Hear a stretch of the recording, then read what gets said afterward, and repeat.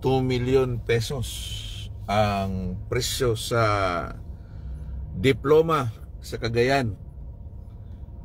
2 million. Sana lupig or medicine, no?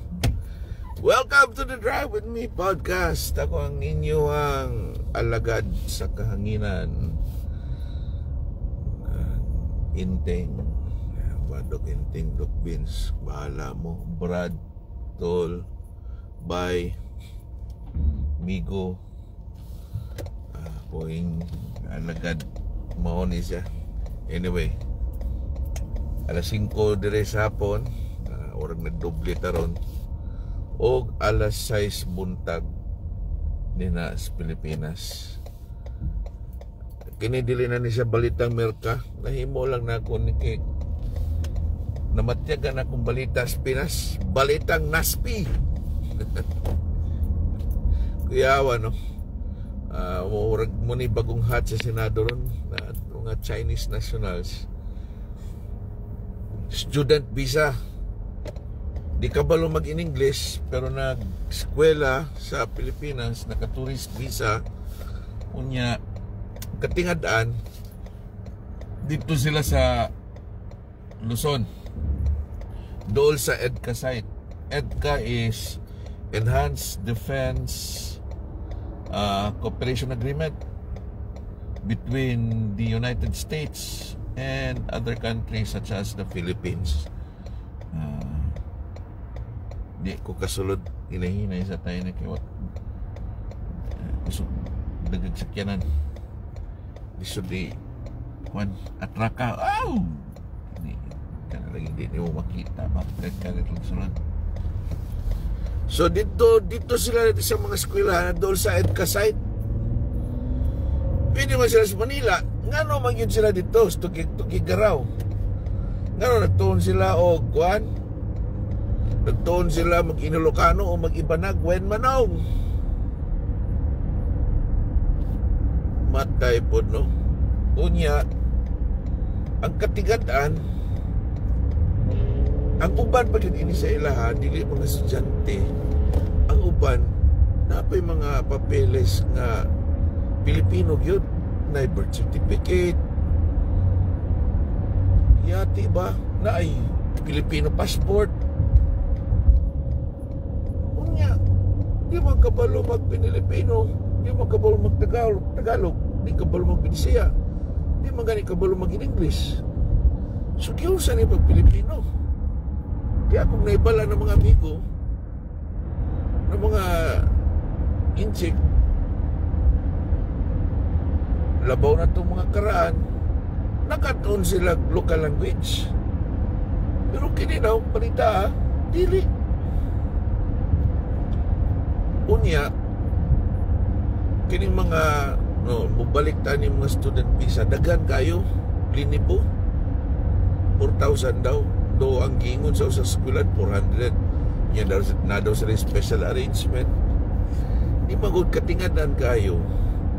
Ngano sa tanang lugar di na pagyud sa EDCA site, sa Balikatan site. Di na sila magtapok. Na may Manila, na may Sentros Manila. Jem, mayong gabi di na si mo, Jem. Sang kako, Jimmy? Bus. Oh, matingala ka ba? Ngano man na siya? Kamo daw ba?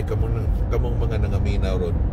Matingala ka, nga daghan kayong mga Chinese national nakakuwag student visa. Unya, giingon pag yun ba'y sulod-sulod. Unya, dito sila sa EDCA site kung asa ng Balikatan. Unya, na timing pag yun sa dagagubot karon nang kwan ba kanang gubot sa ato ang dagat karagatan, Tagalog karagatan, atong kadagatan, Binisaya pa. Di ba na may dispute between Chinese and Philippine waters, international waters, territorial. Na timing ba? Kunya, kini pa gingon dito sa ni I guess ni Congressman Barbers na congressman ba na siya, senador, nagka-calisthenics ng mga animala, mga which is normal siguro, no? Kaya basi mo yun ang ilahang kuan, mo yun ang ilahang ginahimo, manitox. Unya, ngano na sila armas? Student visa na armas, naapay mga kuan, military gears. Di mo matingala na muna ipanguta na ini manitox yun, no? Bisag unsa basta na kwarta naagi mapiyana na mahatagan og birth certificate, mahatagan og passport, mahatagan og kuan diploma. Ana sila kadugog magud sila balita ning diploma sa Divisoria. Adto ta dito muna atong himuon diploma mill para makahimo silang ilang operasyon. I don't know. Kamu daw, sa may tanaw ninyo, muna yung mga butang na unya, unsay mo sa gobyerno mo, kita po dago na Senate inquiry, unta, di nila na inquiry. Mahimuhan nyo na desisyon ba? Okay.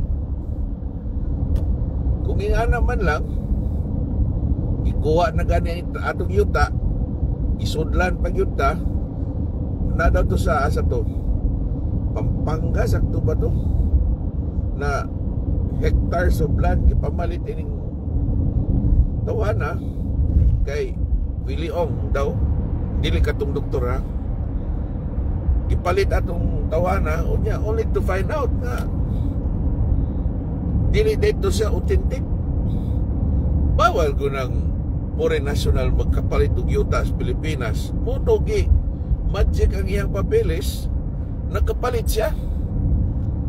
Uy, yati ba? Ura ko nalibog ana ba? Kinsa man ni? Hoy, Ton! Antonio Heruela, akong amigo since DC, ARMCI na.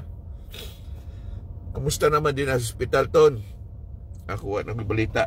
Basi mo ko din na, unay kailan na to. Okay ra.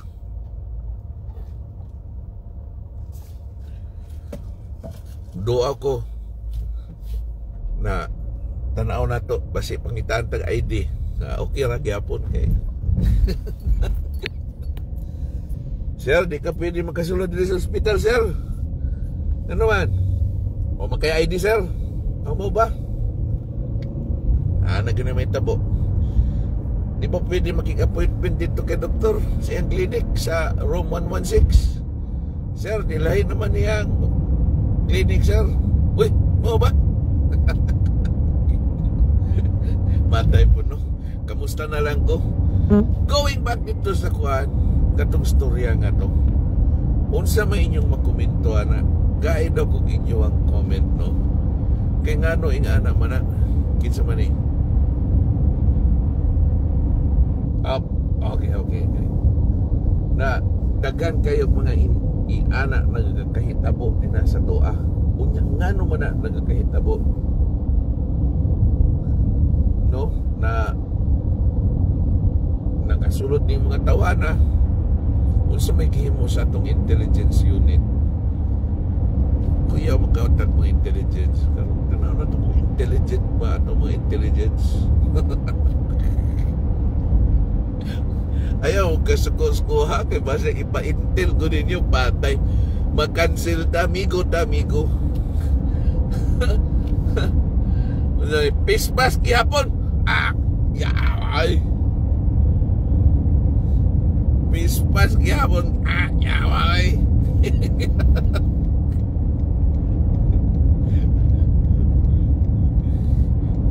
Ay, gini. No comment. Ayos yan. Bisag dili. Dali, ayos na. Bisag dili lagi. Dili lagi. So, kato lang. muna akong pangutana nga ngano nakalusot di sila ya dagan kayo Chinese nationals Pilipinas. Kung turista okay kay na kay makatabang na sa to ang economy. Kung tinuod na student visa sakto gyapon na kay makatabang gyapon na sa ekonomiya nato. Pero kung na ulterior motive di na natamag sa naman na oy kinsa man eh. Uy, akong igagaw na taga Butuan. Mi, kamusta? Unsa na may balita din sa Butuan? Nagagya po Butuan nun? Pasensya na. Pasensya na kay nasundag langaw ang akong utok bisag unsa na lay mosulod. Nonetheless, mubalik ko dito, no? If it helps the economy, why not? Pero kung ang economy, mga bulsa sa mga mafia nga daw. Nagpinaranaw mafia. Kung dito sa bulsa sa mga sindikato, isod na unya dito pag yun kung may ulterior motive against sa bayang Pilipinas. The thing is, these things will never happen kung walay locals na nagtabang sa ilaha, makuha ng mga papeles kana, makuha ng mga dokumento nga na ginatawag na to mga enablers. Niana, kota dili ako sa usa ka senador o congressman. They be considered as traitors sa inang bayan. Hello. So kana siya because kurang ginabaligyan na nimong imong country. And if naay may tabo, no, dili lang unta no pangadya na to na dili ni may tabo na makagubot between China o Pilipinas, kinsay may ipit kay dito pa lang da na kita man siguro ninyo tong katong giharas sa Chinese Coast Guard ang Philippine Coast Guard. Matay po do'y kidaw-daog kaluis Pilipino in taon. Asa ka kita? Di water cannon? Signs of aggression naman to. Puta na kayo Pinoy. Kay kuwan na to kagubot. Ngano man i-water cannon daw be? Barikadahan mo. Nya dili lang water cannon, gibangga pag yun. Nya karon nanay mga anang sitwasyon nya nagabot pag yun ni mga student visa ko no na questionable. Adoy kini pastilan dolor. So muna balitang Merka akong na balitang Pinas Naspi akong na hagilap ayon sa aking bubuit. Midpress ka drive padayon ko. Unsa pa may kamo daw be kamo nga nagtanaw ron unsa may inyong may bahin nga balita daw palihog kay basi day makakwanta ba makabalo pud ta ma-update kay para sa kuha mo raman to punya ang isa pa is ang inflation medyo nagtaas daw ang presyo sa value sa dollar 57, correct me if I'm wrong, 1:57. Unya nagtinubagay ang First Lady ug ang Vice Presidente. Wow, unsa tong balita nga to basi kabalo mo sa mga amigo amiga na nagtan-aw diri ron na nagtinubagay ang or gitubag sa Vice Presidente ang First Lady. Kuya po kayo kung analysis ang uban akong mga amigo na nadungog kay ang kuan daw ang nagpadagan sa Pilipinas dili lalaki babae daw. Tinuod ba na siya ang nagpadagan sa Pilipinas dili ang laki kundi dili ang babae. Og ang mga amigo nagpalikod sa babay. Musulod sa ta dire. Isa man eh. Oy, Ma'am Liz, kamusta Ma'am Liz? Agis ako, sir, ma'am.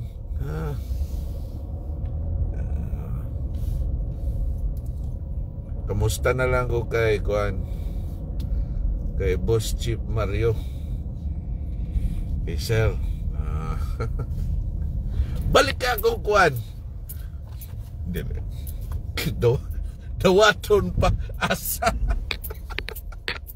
Anyway, mo lang to, di na ko mundugay. Dagang salamat sa inyong tanan. Kita kits. Stay safe, be safe. God bless you all. And ingat kayo dyan. Bye-bye.